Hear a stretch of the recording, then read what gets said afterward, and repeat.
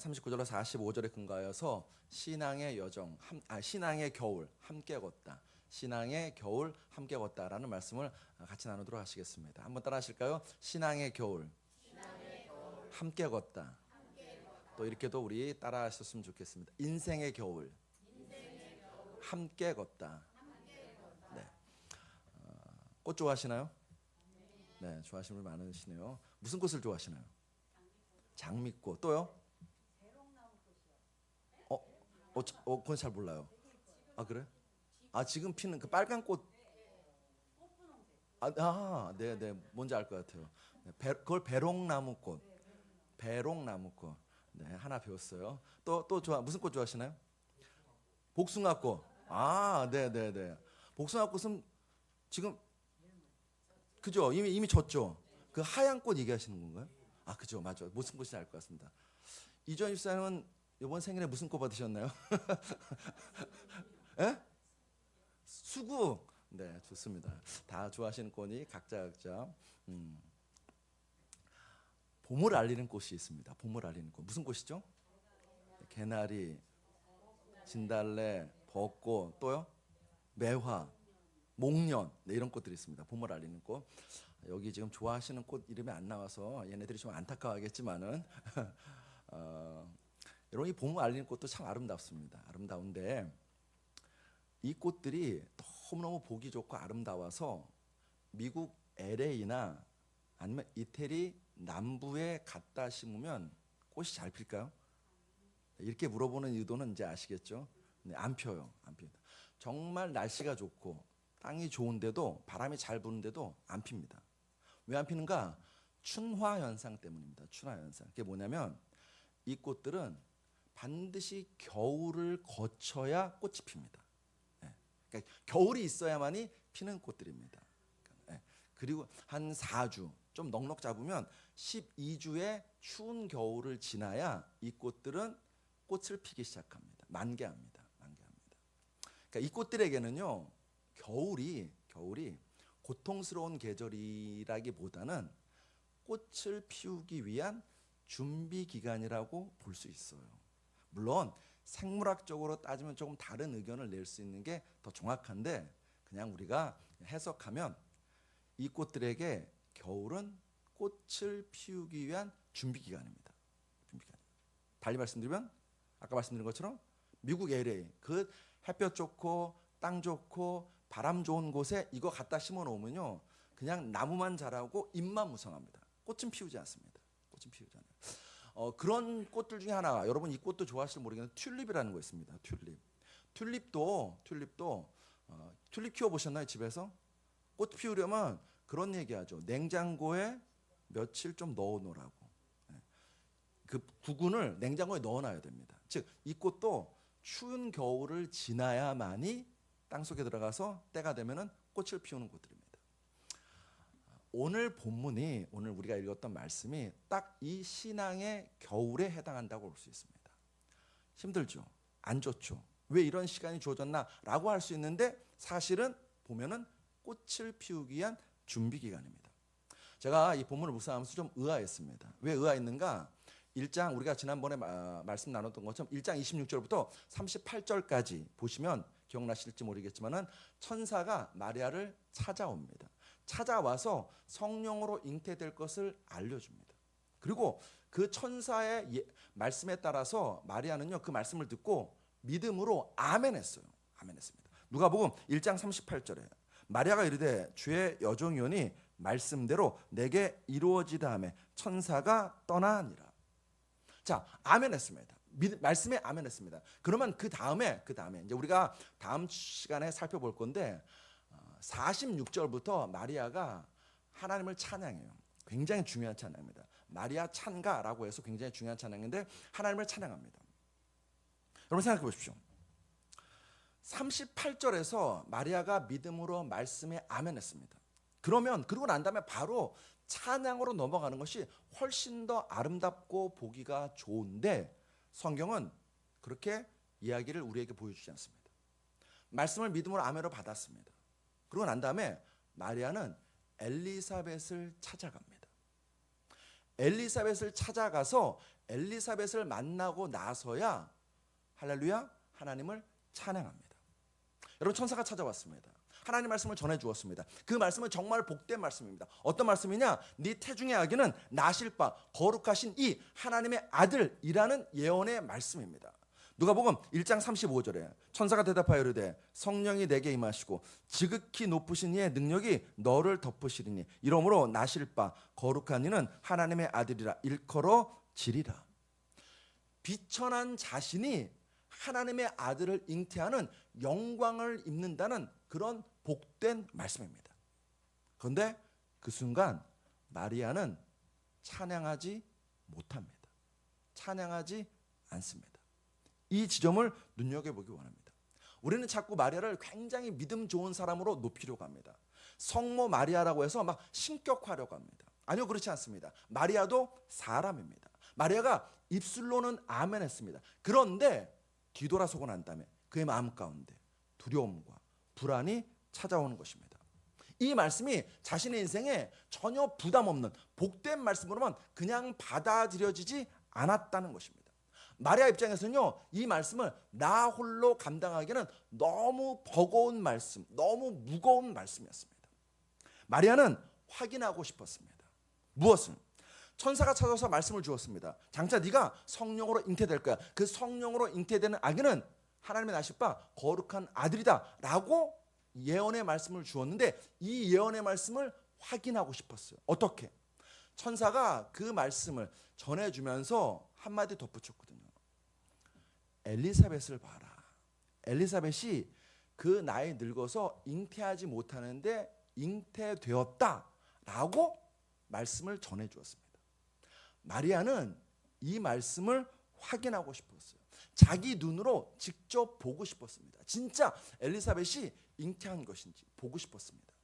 누가복음 1장 36절에 보라 내 친족 엘리사벳도 늙어서 아들을 배었느니라. 본래 임신하지 못한다고 알려진 이가 이미 6달이 되었나니. 그 말이 사실인지 확인하고 싶었습니다. 마리아 달려갑니다. 오늘 보면 39절에 이때 마리아가 일어나 빨리 산골로 가서 유대 한 동네에 이르러. 자, 사진을 보시겠습니다. 지도를 한번 보시겠습니다. 죄송해요. 자, 여러분, 제가 찾다 보니까 영어로 된 걸 찾게 되었어요. 여기 위에 나사렛이라고 되어 있는 빨간 점 보이시나? 위에 점? 네, 거기가 지금 마리아가 살고 있는 것입니다. 마리아가 살고 있는 것이에요. 그다음에 맨 밑에 보면 빨간 점이 이제 3개 있는데 맨 밑에 아인 카렘 또는 에인 카렘이라고 써 있습니다. 그리고 그 바로 위에가 뭐라고 써 있냐면 예루살렘이라고 써 있습니다. 예루살렘.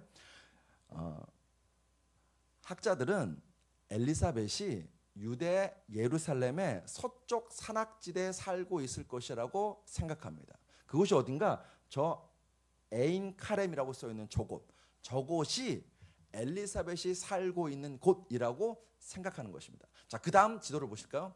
좀 더 간편하게. 이제 한글로 되어 있으니까 찾기 쉬우시죠? 보기 쉬우시죠? 보기 쉬우죠? 나사렛 찾으셨나요? 나사렛 찾으셨나요? 네. 그 다음에 예루살렘 찾으셨나요? 저 지도에는 에인 카렘이 안 나옵니다. 에인 카렘이 안 나옵니다. 예루살렘 찾으셨죠? 저 예루살렘 나사렛부터 예루살렘까지 거리가 직선 거리로 하면 짧은데, 자, 이제 제가 물어볼게요. 되게 어려운 퀴즈예요. 유대인들은 사마리아 지방을 통과했나 안 했나요? 안 했어요. 그렇게 어려운 성경 퀴즈를 잘 하시나? 네, 안 했어요. 안 하다 보니까는요. 다시 아까 영어 지도를 보여주시겠다.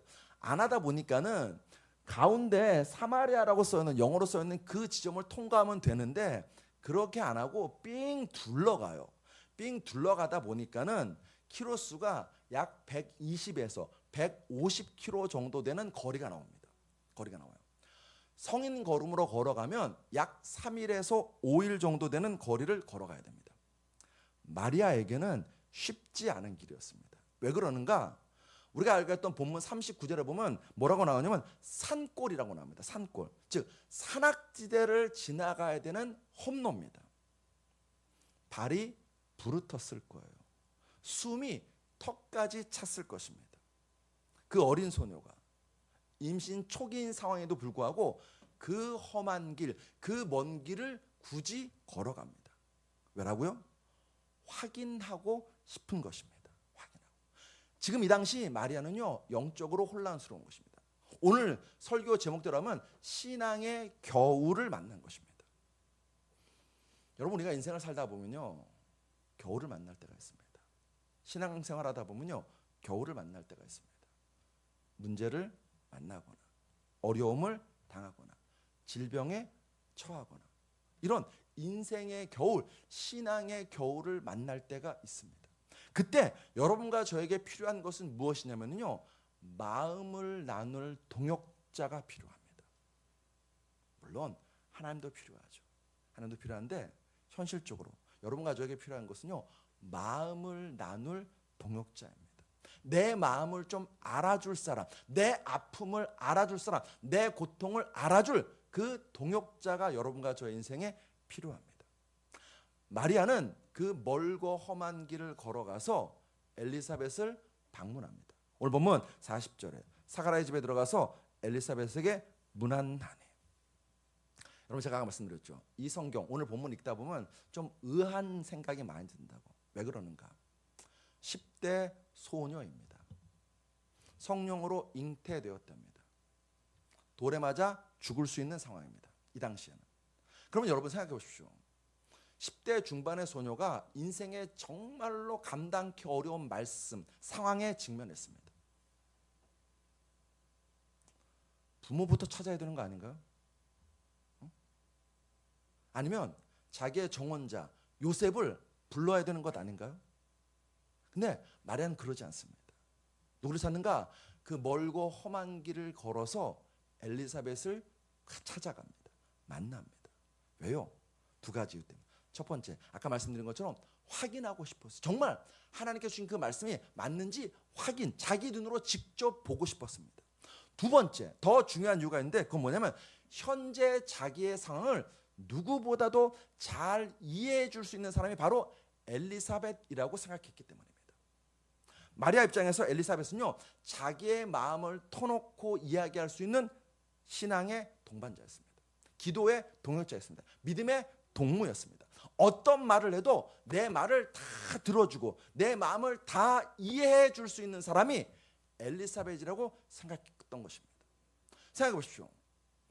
요셉 입장에서는요, 마리아가 이해될까요? 안 될까요? 안 되죠. 아니, 나랑 결혼한 약혼자인데 잉태했대요. 그것도 성령으로 잉태했대요. 이해가 안 되죠. 그래서 우리가 지난주에 본 것처럼 요셉은 조용하게 마리아를 끊어내고자 했습니다.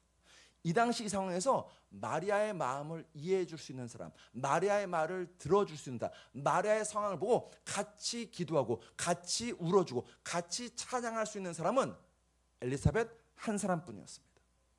사랑하는 성도 여러분, 신앙의 겨울을 만났을 때 여러분과 저에게 그런 믿음의 동무가 있나요?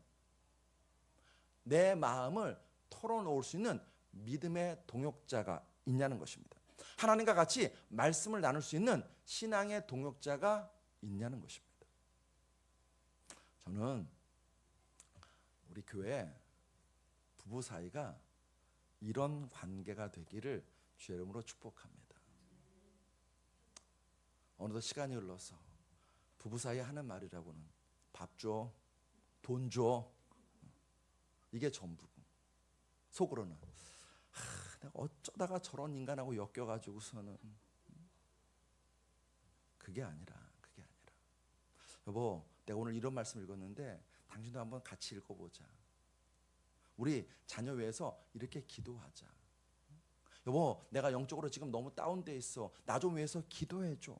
라고 내 신앙을 같이 나눌 동역자가 부부 사이이기 원합니다.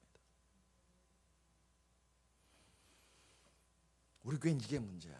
장 목사는 저게 문제야라고 같이 물고 씹고 뜯는 관계가 아니라 이 찬양 너무너무 좋다. 우리 같이 찬양 드리자. 오늘 설교 말씀이 이런 뜻이 된 것 같은데 당신은 어떻게 생각해? 이 말씀을 어떻게 정의하면 좋을까? 라고 같이 영적으로 미주알 고주알을 나눌 수 있는 부부 사이가 되시기를 주의 이름으로 축복합니다. 뿐만 아니라 교회 공동체 안에서, 우리 공동체 안에서 서로에게 그런 믿음의 동무가 되는 우리 주 따르는 공동체 될 줄로 믿습니다. 여러분, 새는 날개가 2개입니다. 비행기도 날개가 2개입니다. 자전거 바퀴 2개입니다. 사람 다리 2개입니다. 2개가 있어야 균형이 맞춰집니다. 그런데 천국에서의 하루라는 책에 보니까요, 이런 글이 있더라고요. 한번 들어보십시오. 우리는 모두 날개가 하나뿐인 천사들이다. 따라서 우리는 서로 포옹해야만 날 수 있다. 한번 같이 읽어볼까요? 시작. 우리는 모두 날개가 하나뿐인 천사들이다. 따라서 우리는 서로 포옹해야만 날 수 있다. 그런 것 같죠? 우린 날개가 하나입니다. 날개가 하나입니다. 나 혼자, 즉 천상천하 유아독존은 망하는 지름길입니다. 반대로 더불어 함께함은 흥하는 지름길인 줄로 믿습니다.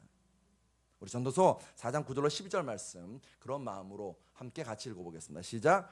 두 사람이 한 사람보다 나음은 그들이 수고함으로 좋은 상을 얻을 것임이라. 혹시 그들이 넘어지면 하나가 그 동물을 붙들어 일으키려니와 홀로 있어 넘어지고 붙들어 일으킬 자가 없는 자에게는 화가 있으리라. 또 두 사람이 함께 누우면 따뜻하거니와 한 사람이면 어찌 따뜻하랴. 한 사람이면 패하겠거니와 두 사람이면 맞설 수 있나니 세 겹줄은 쉽게 끊어지지 아니하느니라. 아멘.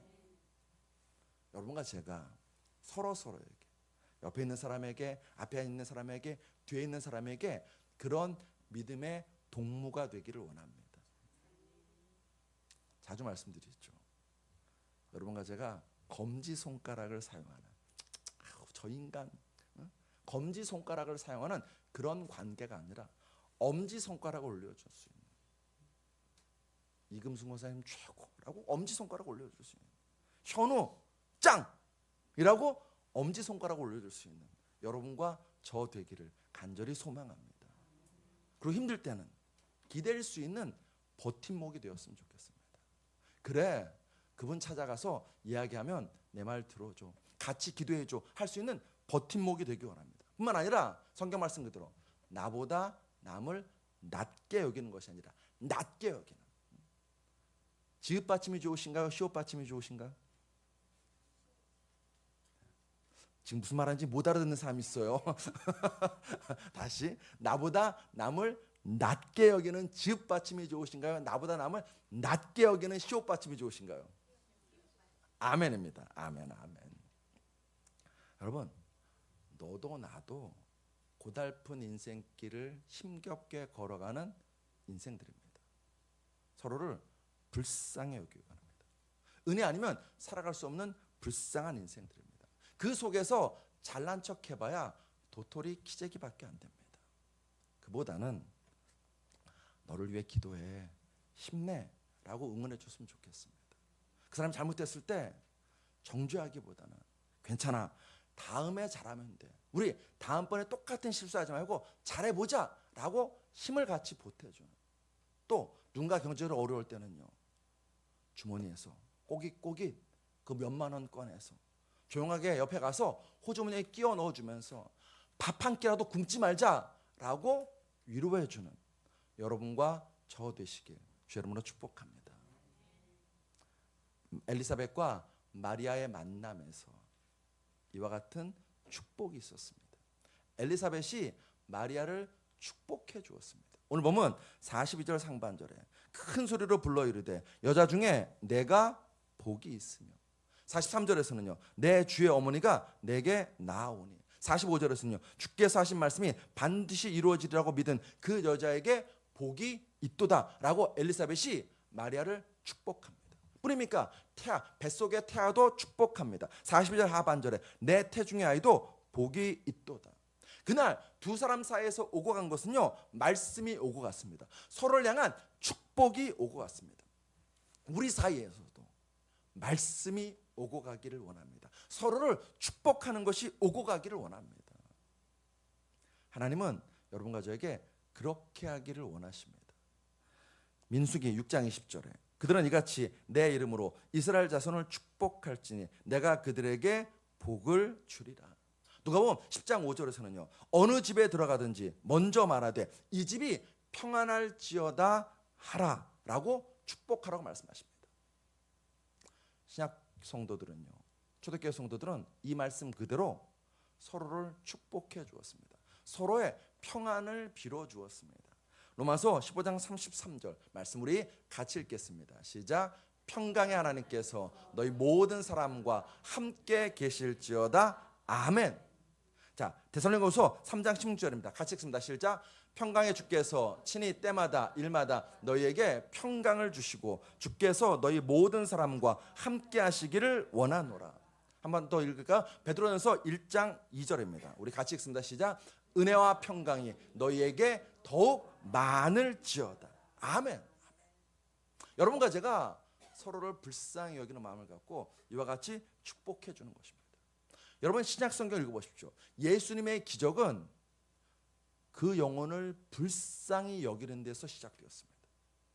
그 영혼을 불쌍히 여기는 마음을 가지고 예수님은 그 영혼에게 다가가셨고 손 내미셨고 기적을 행하셨습니다. 여러분과 저도 그 말씀에 순종하여서 사실 보면 아유 저 답답한 인간 이게 먼저 돼요. 우리가 인간이다 보니까요 보다 보면 검지손가락이 먼저 나갑니다. 그런데 여러분과 제가 이 말씀에 순종하여서 서로를 불쌍히 여기고 서로를 축복해주는 여러분과 저 되시길 주 이름으로 축복합니다. 그런 마음으로 제가 시 한 편을 좀 읽어드리고 싶습니다. 잔디와 소나무라는 시입니다. 한번 들어보십시오. 당신은 소나무가 되십시오. 나는 잔디가 되겠습니다. 당신은 하늘을 바라보십시오. 나는 당신을 바라보겠습니다. 당신이 키를 올리고 가지를 뻗어 열매를 맺을 때 나는 당신이 흔들리지 않도록 뿌리를 단단히 붙들고 있겠습니다. 당신은 더 높이 자라십시오. 더 멀리 보고 더 많은 이야기를 만나십시오. 나는 내 온 가슴을 펴고 당신이 전하는 이야기를 듣겠습니다. 당신은 소나무가 되십시오. 나는 잔디가 되겠습니다. 한번 우리도 따라해 보실까요? 당신은 소나무가 되십시오. 나는 잔디가 되겠습니다. 저를 보시고 하시면은 저야 소나무가 되면 좋긴 하겠지만은 옆 사람을 보시면서 옆 사람하고 멀면은 뒷사람 앞사람하고 이렇게 당신은 소나무가 되십시오. 나는 잔디가 되겠습니다. 한번 해보겠습니다. 시작. 당신은 소나무가 되십시오. 나는 잔디가 되겠습니다. 아멘. 아멘. 여러분 이런 관계가 되려면 훈련 받아야 될까요? 뭐 상담 받아야 될까요? 아니면 자주 밥 먹고 커피 마셔야 될까요? 뭐 필요하다면 할 수 있으면 훈련 받는 것도 괜찮죠. 상담 받는 것도 필요할 때가 있겠죠. 그런데 오늘 본문의 말씀을 보면 마리아와 엘리사벳은 무슨 훈련 받은 게 아니었습니다. 그들이 마음이 통한 것은 밥을 먹어서도 아닙니다. 어떻게 됐는가? 영적으로 그들은 같은 체험을 했고 같은 은혜를 누렸습니다. 두 사람 다 똑같이 자신들에게 하나님이 찾아오시는 은혜를 경험했습니다. 그리고 그 하나님의 사자가 자신들에게 불가능할 것 같은 예언의 말씀을 주시는 은혜를 체험했습니다. 같은 하나님을 만났고 같은 은혜를 체험했더니 그들이 그 먼 거리에 떨어져 있던 그들이 서로 마음과 마음이 통하면서 그 안에서 찬양과 기쁨이 터져나왔습니다. 한마디로 그들은 같은 곳을 바라보았습니다. 누구냐? 하나님이십니다.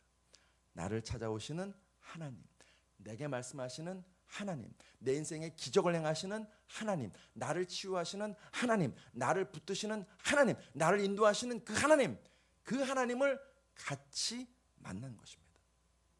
사랑하는 성도 여러분, 우리는 같은 곳을 바라보며 같은 분을 섬기고 있나요?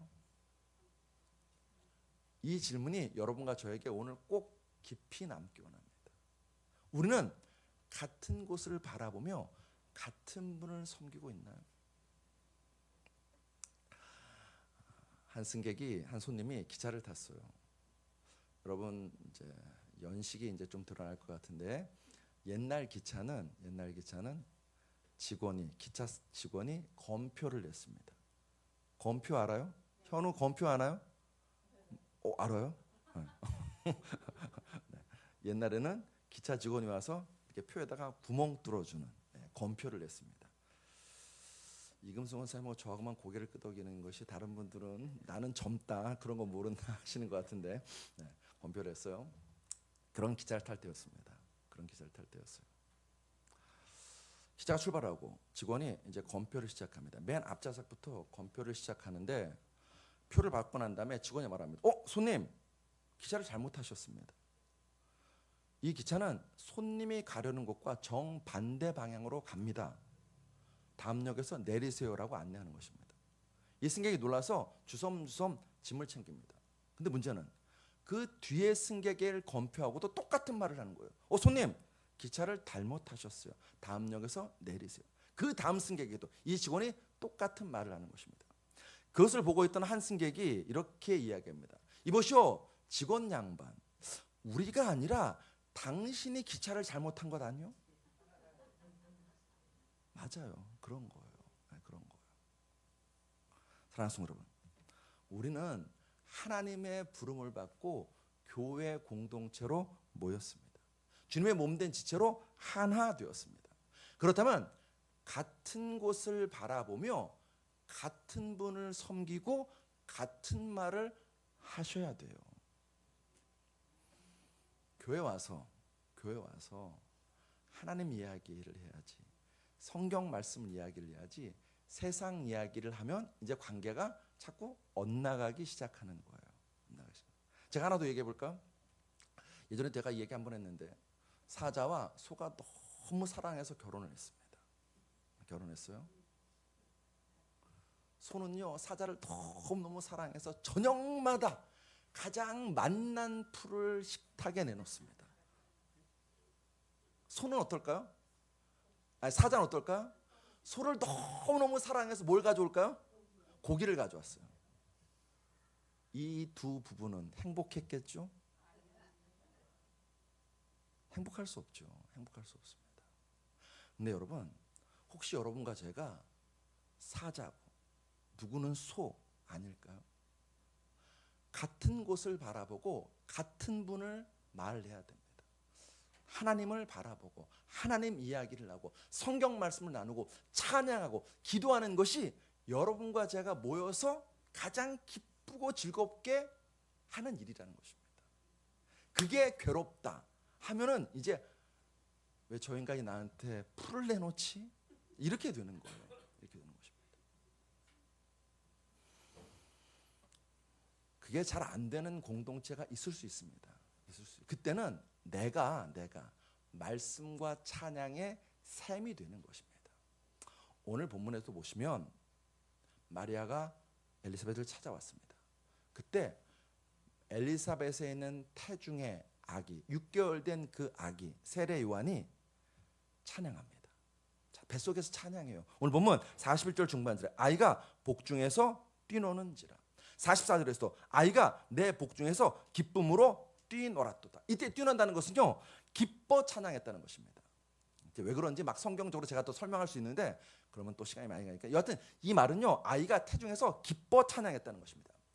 태중의 아이가 찬양하자 엘리사벳도 성령에 충만해서 찬양하기 시작합니다. 오늘 보면 41절로 42절 엘리사벳이 성령의 충만함을 받아 큰 소리로 불러 이르되 여자 중에 내가 복이 있으며 내 태중의 아이도 복이 있도다 라고 찬양하는 것입니다. 자, 안타깝지만 나쁜 것은 참 빨리 전염됩니다. 근데 여러분, 그 속에서도 좋은 것도 전염돼요. 저를 한번 따라 하시겠습니다. 나쁜 것만 전염되는 것이 아니라 좋은 것도 전염된다. 아멘. 그래서 여러분과 저의 이 입술이 참 중요해요. 사람 만나서 무슨 대화라 무슨 말을 하는지가 정말 중요한 것이 여기에 있습니다. 우리가 좋은 말, 긍정적인 말, 하나님을 말하면 그 하나님 말이 전염되는 것이고, 우리가 누군가를 정죄하고 검지손가락을 내미는 순간 그 나쁜 것이 전염되는 것입니다. 뱃속에 6개월 된 아기가 기뻐 뛰면서 하나님을 찬양합니다. 그러자 엄마인 엘리사벳도 성령에 충만해서 기뻐 뛰면서 찬양합니다. 그랬더니 이 찬양이 전염되었어요. 누구에게 전염되었을까요? 아멘입니다. 마리아에게 전염되었습니다. 누가복음 1장 46절에 우리가 읽지 않았는데 다음 주에 읽을 겁니다. 마리아가 이르되 내 영혼이 주를 찬양하며, 그러면서 46절 이하에 그 유명한 마리아 찬가가 등장합니다. 그 먼 산길을 헤치고 나아가서 엘리사벳 뱃속에 태아 세례 요한 그리고 마리아가 만나서 한 것은 말씀, 하나님 말씀을 같이 나눕니다. 서로를 축복해 줍니다. 그리고 하나님을 찬양합니다. 하나님의 사람이 만나서 같이 하나님을 바라보고 같이 하나님을 찬양하고 같이 하나님께 기도하고 같이 하나님께 예배하는 것이 우리 인생의 가장 기쁨이고 복된 일이라는 것입니다.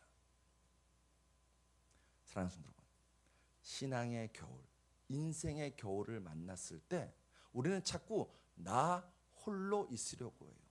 방 안에 나 혼자 있으려고 합니다. 사람들과의 관계를 자꾸 끊어버리려고 합니다. 아니요, 오늘 성경은 말합니다.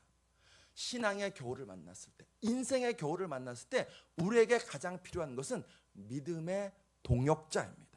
나와 함께 마음을 나눌 수 있는 믿음의 동역자입니다. 나와 함께 말씀을 나눌 수 있는, 하나님 말씀을 나눌 수 있는 믿음의 동역자입니다. 내 얼어붙은 마음에, 내 혼란한 마음에 하나님 말씀을 들려주고 내 손을 붙잡고 기도해 줄 수 있는 믿음의 동역자가 필요한 것입니다. 여러분과 저는 서로에게 그와 같은 믿음의 동역자, 믿음의 동무인 줄로 믿습니다. 아멘 소리가 조금만 더 컸으면 얼마나 좋을까. 다시 하겠습니다. 여러분과 저는 서로에게 그냥 여러분 그냥 장 목사가 아멘 하니까 그냥 아멘 하는 것이 아니라 진심을 담았으면 좋겠습니다. 진심을. 서로에게 같이 하나님을 바라보고 같이 하나님 말씀을 나누고 같이 기도하고 같이 찬양하고 그리고 같이 내 마음을 터놓을 수 있는 그런 믿음의 동무가 여러분과 저 서로인 줄로 믿습니다. 우리 그렇게 우리 공동체가 같이 하나님 바라보는 것입니다. 또 어려움이 있으면 같이 중보 기도해 주는 것입니다.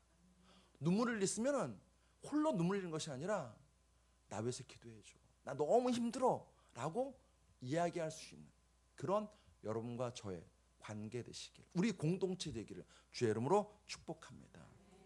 그럼 그 속에서 우린 하나님을 더 깊이 만납니다. 우리의 신앙이 성숙해집니다. 뿐만 아니라 우리가 그렇게 바라던 문제가 해결되고 병 고침받는 역사가 일어나게 될 줄로 믿습니다. 우리가 잘 아는 것처럼 바울과 실라가 빌립보에서 열심히 복음을 전했는데 억울한 누명을 쓰고 매를 맞습니다. 깊은 감옥에 던져집니다. 여러분, 바울과 실라는요 지금 선교하고 있었습니다. 복음을 전하고 있었습니다. 그런데 억울하게 매맞고 깊은 지하 감옥에 던져졌습니다. 불평과 원망이 터져 나올 만한 상황이었습니다. 바울과 실라가 그랬는가? 아닙니다. 그렇지 않습니다. 사도행전 16장 25절에 한밤중에 바울과 실라가 기도하고 하나님을 찬송하며 죄수들이 듣더라. 여러분, 이 말씀에서요 저는 제일 눈이 가는 것이 이겁니다. 한밤중에 누가? 바울 혼자가 아닙니다. 바울과 그다음 누구요? 실라가, 윤희석 집사와 장윤철 목사가 이게 힘이 되고 능력이 되고 영적인 파워가 나타나는 것입니다. 그 깊은 지하 감옥에서 바울과 실라가 하나님께 찬양합니다. 바울과 실라가 하나님께 기도합니다. 피가 철철 흐르고 있는 그 상황에서 바울과 실라는요 같이 하나님을 같이 바라보는 것입니다. 그랬더니 기적이 일어납니다. 사도행전 16장 26절에 이에 갑자기 큰 지진이 나서 옥토가 움직이고 문이 곧 다 열리며 모든 사람의 매인 것이 다 벗어진지라. 그를 묶고 있던 그 억압된 모든 것들이 풀어졌습니다. 뿐만 아닙니다. 전도의 문도 열립니다. 사도행전 16장 30절로 31절에 그들을 데리고 나가 이르되 선생들이여 내가 어떻게 해야 구원을 받으리까 하니 이르되 주 예수를 믿으라 그리하면 너와 내 집이 구원을 받으리라. 아멘. 우리 이 말씀 한번 같이 읽겠습니다. 시작. 그들을 데리고 나가 이르되 선생들이여 내가 어떻게 하여 구원을 받으리까 하니 이르되 주 예수를 믿으라. 그리하면 너와 내 집이 구원을 받으리라. 아멘. 저는 이 말씀 너무너무 좋아합니다. 우리가 할 거 아무것도 없습니다. 할 거 아무것도 없습니다. 주 예수 믿는 겁니다. 여러분 믿는 게 어렵나요? 믿는 거예요. 의지하는 거예요. 의지하는 거예요. 신뢰하는 것입니다. 그러면 어떻게 역사가 일어난다고요? 내가 주 예수를 믿었더니요, 나와 내 가족이, 내 배우자가, 우리 자녀가, 우리 부모님이 구원받는 역사가 일어난다고 성경은 분명히 이야기해주고 있습니다. 사랑하는 성도 여러분, 여러분과 제가 신앙의 겨울을 만났을 때, 인생의 겨울을 만났을 때 주 예수를 믿는 은혜가 여러분과 저의 인생에 가득하게 되시길 주 이름으로 축복합니다. 말씀 정리합니다. 사랑하는 성도 여러분, 나의 사계는 지금 어느 계절입니까? 하나님께서 여러분과 저의 인생 가운데 신앙의 겨울, 인생의 겨울을 허락하실 때가 있습니다.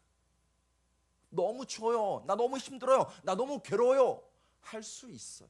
하나님 앞에 나가서 우리 그래도 됩니다. 근데 그렇게 하면서 우리 마음 한구석에서 믿는 것입니다. 뭘요? 이 겨울이 나를 망하게 하는 겨울이 아니라 아름다운 꽃을 피우기 위한 하나님의 준비 기간이시구나 라고 믿는 믿음이 여러분과 저에게 가득하게 되시길 주 여러분으로 축복합니다. 인생의 겨울, 신앙의 겨울을 만났을 때 나 혼자 있지 마십시오. 나 홀로 떨지 마십시오. 누가 곁에서 여러분에게 손 내미실 것입니다. 같이 기도합시다. 교회 한번 같이 나가 보십시다. 내가 당신 위해서 같이 기도하겠습니다 라고 누군가 손 내미실 것입니다. 그 손은 사람의 손이 아니라 하나님의 손길입니다. 그 손 붙잡으십시오. 그 손 붙잡고 같이 기도하고 같이 하나님 바라보고 같이 예배 드리십시오. 아프리카 속담에 이런 말이 있더라고요. 혼자 가면 어떻게 한다고요? 빨리 가지만 함께 가면 멀리 간다. 함께 가면 멀리 갈 수 있습니다. 우리가 서로에게 믿음의 동무가 되어서 인생의 길을 함께 멀리 가는 여러분과 저 되시길 주 이름으로 축복합니다. 그 겨울의 자리에서 겨울로 끝나는 것이 아니라 매화가 피고 벚꽃도 피고 개나리도 피고 수국도 피고 배꽃도 피고 잊어버렸어. 배롱 무슨 꽃도 배롱나무꽃? 네, 배롱나무꽃도 피고 아름답게 피어나는 여러분과 저의 인생 될 줄로 믿습니다. 기도하시겠습니다. 하나님, 우리가 진실로 하나님 아니면 살아갈 수 없는 연약한 인생들입니다. 부족한 인생들입니다. 살아가다 보면 얼마나 많은 문제를 만나는지요. 주님, 의지할 분 하나님 아버지밖에 없습니다. 주님, 나의 문제를 주 앞에 내려놓습니다. 나의 고통을 주님께 토로합니다. 나의 아픔도 주님께 내려놓습니다. 우리의 관계가 깨어진 것도 주님께 내려놓습니다. 그리고 하나님, 믿음의 동무와 함께 손 꼭 붙잡고 이 인생의 겨울을 또박또박 걸어나가기 원합니다. 그 길 위에서 나를 찾아오시는 예수님 만나고 문제가 해결받고 기적이 일어나고 모든 병에서부터 자유케 되는 그 은혜 누리게 하여 주시오니 참으로 감사드립니다. 오늘 그 은혜를 사모하면서 주의 십자가 앞에 나아갑니다. 성찬의 은혜를 베풀어 주시옵소서. 그 보혈의 능력으로 우리를 덮어 주시옵소서. 예수 그리스도로 감사하며 기도드렸사옵나이다.